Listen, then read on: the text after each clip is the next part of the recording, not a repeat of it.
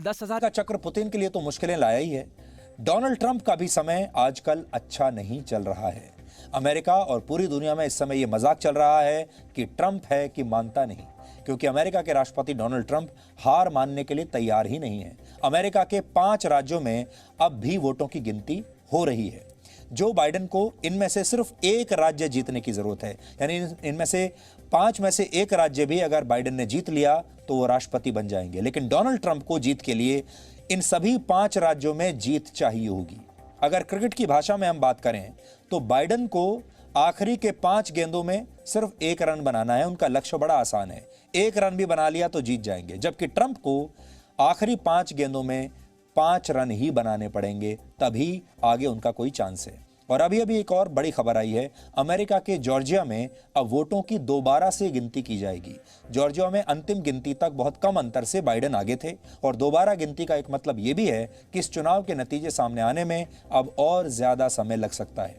3 दिनों से अमेरिका में वोटों की गिनती चल रही है। हालांकि अमेरिका की सीक्रेट सर्विस ने जो बाइडेन की सुरक्षा को अब बढ़ा दिया है, यानी सीक्रेट सर्विस ने भी अब एक तरह से ये स्वीकार कर लिया है कि बाइडेन ही अमेरिका के अगले राष्ट्रपति होंगे। हो सकता है कि थोड़े समय बाद ही इसकी औपचारिक घोषणा भी हो जाए, लेकिन फिलहाल बाइडेन की जो सुरक्षा है उसे बढ़ा दिया गया है। अमेरिका की सीक्रेट सर्विस वहां के राष्ट्रपति की सुरक्षा करती है, और इसी तरह भारत में प्रधानमंत्री की सुरक्षा एसपीजी यानी स्पेशल प्रोटेक्शन ग्रुप के जिम्मे होता है।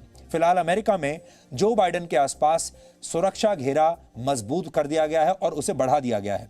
बताया जा रहा है कि पिछले 1 सप्ताह से सीक्रेट सर्विस की एक टीम इसके लिए लगातार तैयारी कर रही थी।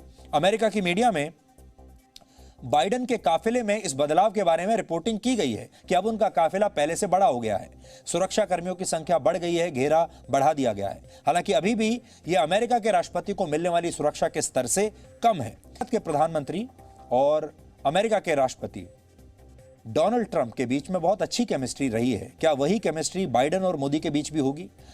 2014 में जब प्रधानमंत्री मोदी अमेरिका गए थे, तब जो बाइडेन ने उनके बारे में क्या कहा था, उसका एक वीडियो आज हम आपको दिखाते हैं। Mr. Prime Minister, our conversations these past 2 days leave me with absolute confidence that we can cross the sea together. And we are encouraged, all of us who have been in contact with you these last couple days, with your sense of purpose, with your incredible energy, and with your commitment to this relationship. Mr. Prime Minister, you won the largest democratic exercise in history with over 550 million Indians casting their votes earlier this year.